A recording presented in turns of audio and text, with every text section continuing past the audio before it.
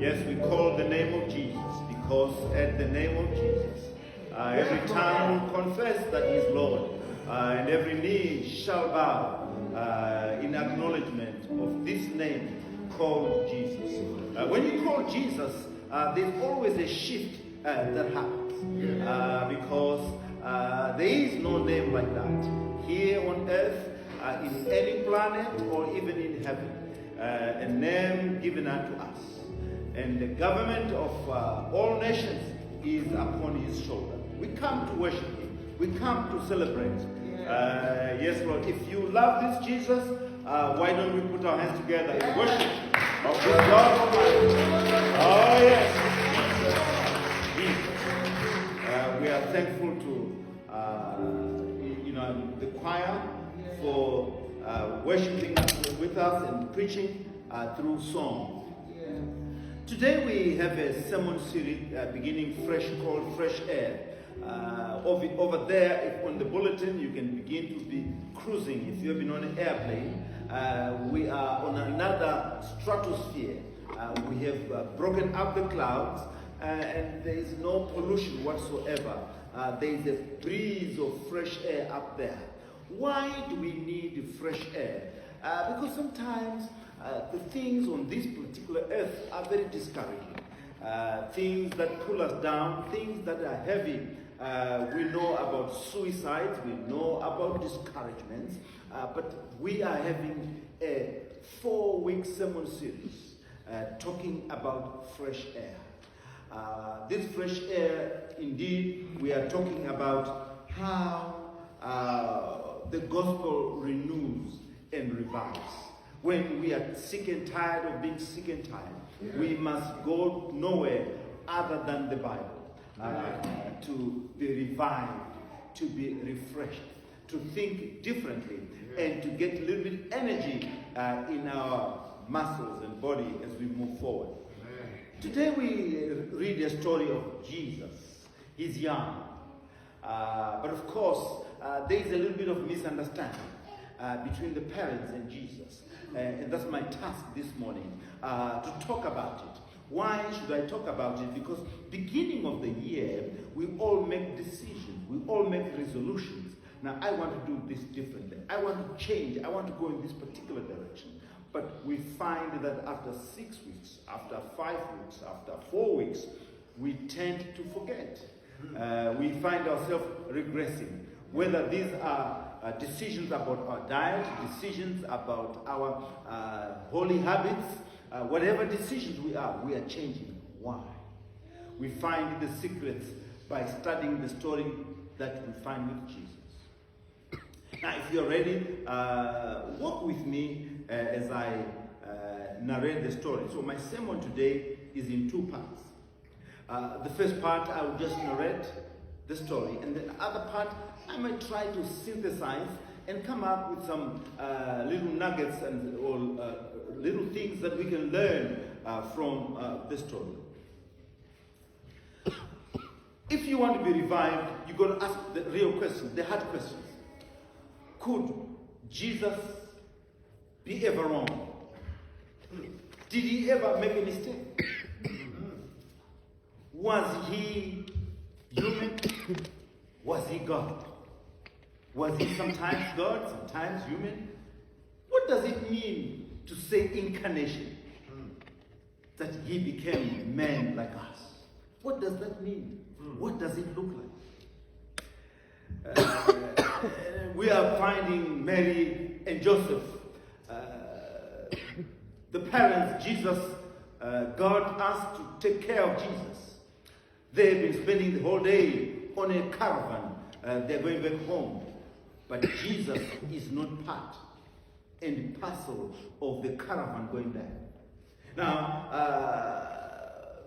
Luke tells us that they noticed he's not there and they went back. Luke does not tell us whether they immediately went back or they slept and decided to start traveling the following day.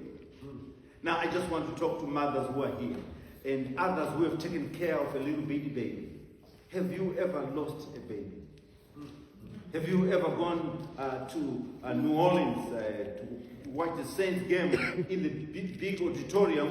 The child just walks away and you're looking for the child. You can't find where the child is. I can remember that myself, but I don't know about others. But it is a traumatic experience. Now, it is not just one day that Jesus is missing. Luke tells us 3 days. Now, if you ask and check the scripture, they have traveled one day, they come back another day, that's 2 days. They look for him for 3 days. Put that together, how many days? 5 days. Looking for Jesus. Big situation. Now, Luke says Jesus was missing for how many days? 3. Now, the moment you hear words and numbers in the Bible, you ought to listen at the surface and at a deeper level. Now, we begin to understand that there was another time Jesus was missing for 3 days. Do you remember? Yes. When was that? At the cross. When he died. Did he not die? He went down into the grave. 3 long days, they could not see Jesus.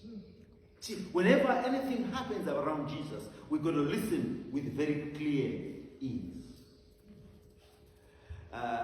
They come looking for Jesus. 3 days. Maybe they went to the McDonald's of that time. I don't know what he looked like.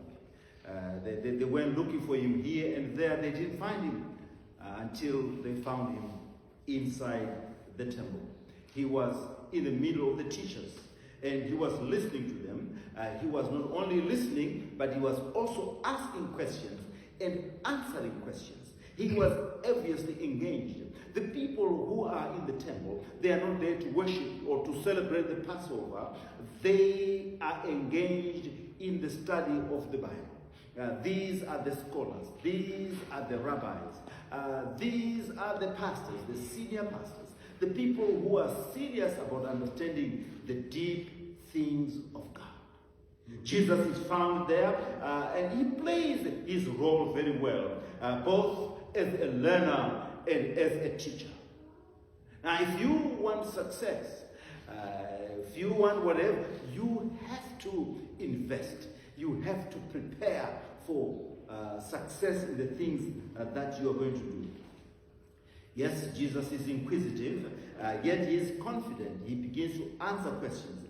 And everybody is amazed at how Jesus is answering this. But of course, while people are impressed, I don't know whether Mary and Joseph are impressed that Jesus did not go home with them, but chose to remain inside the temple without telling them. I want us to notice the conversations that happens with the parents. So let's go there and listen. Luke says that the parents don't understand what's happening. So they don't understand why Jesus is doing what he's doing. But this lack of understanding is critical. It is not in reference to God as the father of Jesus.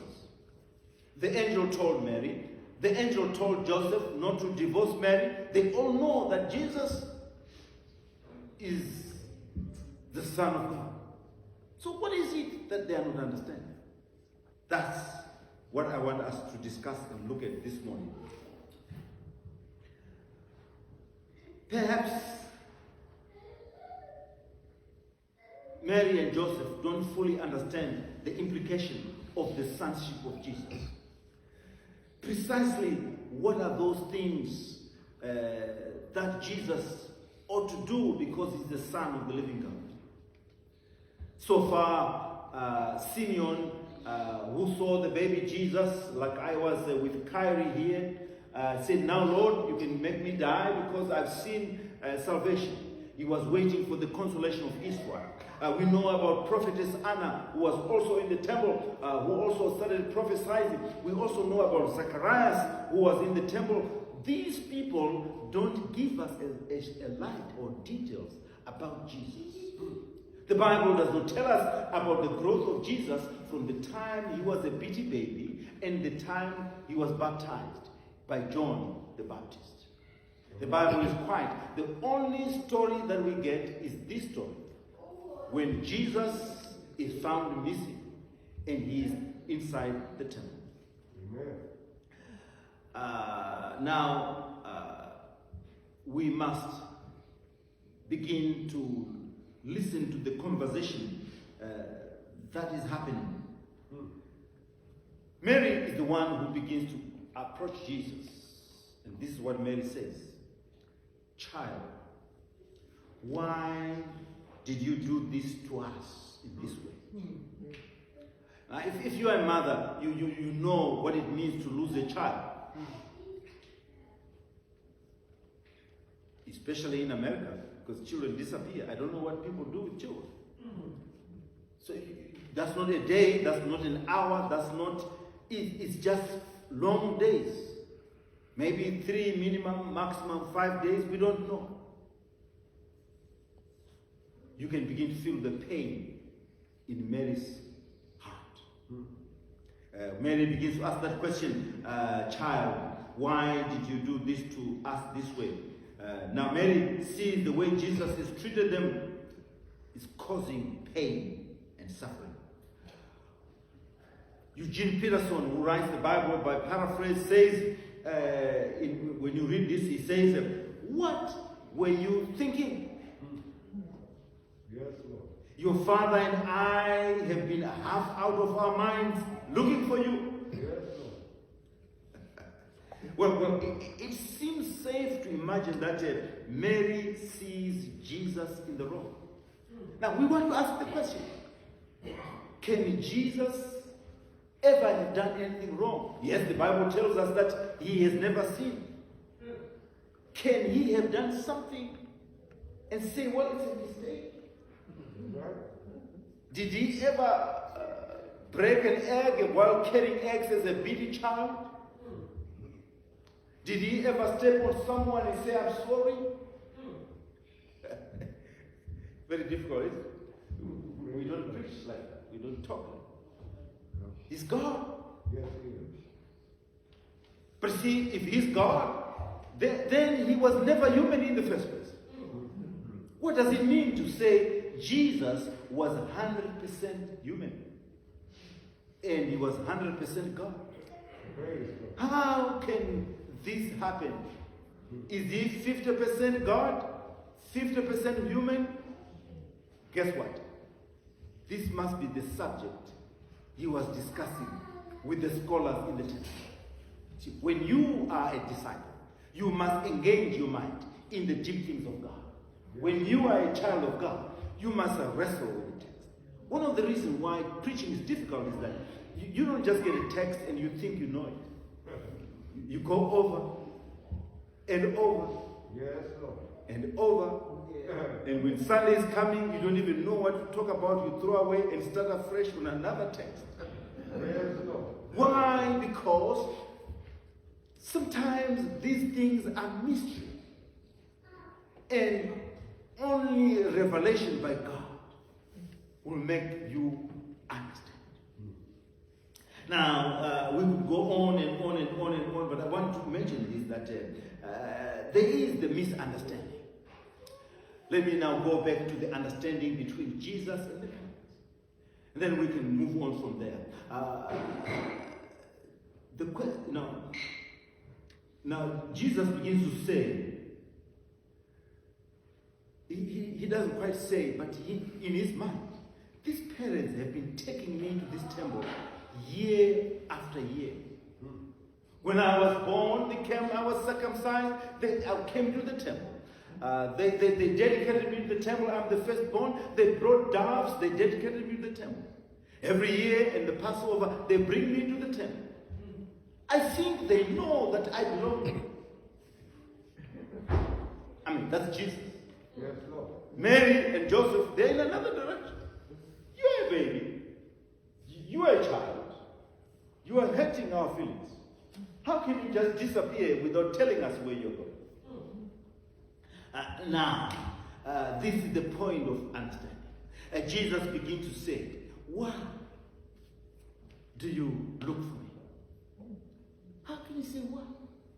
God entrusted you in our care. We take care of you. You are still young. You are not yet ready for ministry. The people who are going to mock you, they're going to kill you. You're going to starve. You're not working. You don't have food. I don't know what was going on. But Jesus begins to answer the question. He says, why do you look for me? I am about my Father's business. Yes, Lord. In my Father's house. Yes. But these parents are saying their father and mother, and you are you understanding the misunderstanding? Yes, Lord. Jesus is someone. Mary and Joseph, they are someone. And that's the question I started by asking. Could Jesus ever be wrong as a teenager, stepping on the feelings of his parents? Now, I want to suggest to say that if Jesus was 100% human being, like you and me, perhaps, not in a sinful way, but he was very passionate about his things. He had to remember that he was dealing with human beings whose understanding was at another level. And therefore, it is possible that these feelings were hurt one way or the other. But what if Mary was right and Joseph were right and Jesus was wrong? I don't have the answer. You also don't have the answer. What if Jesus had to go back with them? Because really, the time for him to do ministry at 12 was not yet the time. You'd wait until you're 30 years. You're still 12. I don't know. Well, what if Jesus does not fully understand? We'll go on and on and on. What I want us to know, friends, is this. Jesus is God. Yeah. Jesus is the Son of the living God. Praise. But how the divine interacted with humanity, that is the mystery of God. Was he God all the time? But sometimes he was hungry. He was bleeding like a human being. He was dying like a human being. That's what it means to understand God as both God and human being. Incarnation. We will not understand it unless God brings a revelation for us to understand. Yes, the Bible, Luke tells us that Jesus was aware he wounded the feelings of the parents. What does Jesus do? He does not just walk away. He decides to submit himself under the parents. And he walks with the parents over, and he continues to grow in wisdom and in knowledge. Amen. Now, friends, as I go to my second part of my message, I want you to travel with me. We must know that we must also grow. Jesus had to go with his parents to grow in wisdom and knowledge and stature. Now, if Jesus is growing, what more about you? What more about me? We are always growing. We are always learning. Yeah. Mary holds these words in her heart. Mary is looking at Jesus. Jesus said, I'm about my Father's business. So they were hurt, just like any parent would be worried when they cannot find a child. Oh, yes. I do have three takeaways for this message as I come to the end of my message. Number one, you need to remember Mary and Joseph were part of the caravan.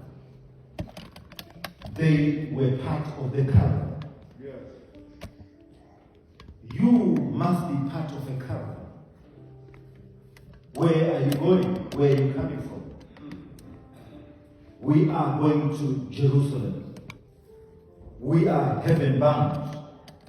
See, if you are part of St. Mark, we travel together because in the time of antiquity, Mary and Joseph were part of a bigger crowd because they were robbers, there were problems, and the bigger crowd kept one another safe. Now, the reason why you are a part of a congregation, part of a church, part of a group is because we take care of one another. Yes, Lord. But then there are some people who are under the sound of my voice. They like to be very private. They don't want anyone to know much about them. When they come, they don't want to talk to nobody. Everything is private. 1, 2 is always better than 1. When you are part of the crowd, you get protection. Why am I talking like this? We are doing 21 days of prayer and fasting. Yes, we do it alone, you know that. But it's different. When you are part of a big crowd, you get energy, you get encouragement. Sometimes call someone, let them know, I'm sick, please pray for me. This problem has happened, please pray for me. Maybe, how did Mary and Joseph know Jesus was not there? Can I speculate? Maybe someone had a very dream and went to Mary. Mary, your son is gifted. Where is he? I want you to tell me about my dream. Because he narrated and interpreted the dream of so and so. Mary said, well, go to Joseph and look for Joseph. Look for Jesus. Maybe that's how Jesus was found out. We need each other. Why do we need each other? Because we encourage one another. Where I am weak, my brother is strong. Where my brother is strong, I am weak. The caravan is a metaphor we must always be. Joseph and Mary were part of the caravan. See, the United Methodist man is part of the caravan. The United Methodist women is part of the caravan. The youth is part of the caravan. Our sections, our class leaders, they're part of the caravan. We are traveling to heaven. But we need each other. The second part as I come towards at the end of my message is this. Jesus is studying and learning. Jesus is found in the temple. Remember, prepare yourself for victory in 2022. You need to prepare yourself. You need to study and find yourself approved. You need to invest yourself in the deep things of God. Sometimes you think you know, and sometimes you don't know. Yes, Jesus is the Son of God. Maybe Mary did not quite understand that, well, this is what Jesus is meant to be. Can Jesus ever be lost? They struggled, they said, well, you are young. But Jesus says, before Moses, I was. Before the creation of the world, I was. Sometimes we put all these complicated things and we don't have an answer. Friends, the message this morning, when we come, understanding Jesus in the temple, we must know, we must always study. And finally, when you realize you are hurting someone's feeling, when you realize you are stepping on someone's toes, humble yourself. When you realize Jesus submitted himself to Mary, Joseph. We call that the kenosis. God humbling himself, becoming smaller so that he can interact with Mary and Joseph. But sometimes we go to college, we think we are too big. Sometimes with a couple of dollars in our bank, we think we are big shots. Sometimes we got this and that, we think we are big out there. We must always humble ourselves and make sure we minimize the misunderstandings happening with our friends, with our neighbors, in our families. Once we do that, we are poised for great and wonderful things. At this time, I invite you to stand as we open the doors of the church.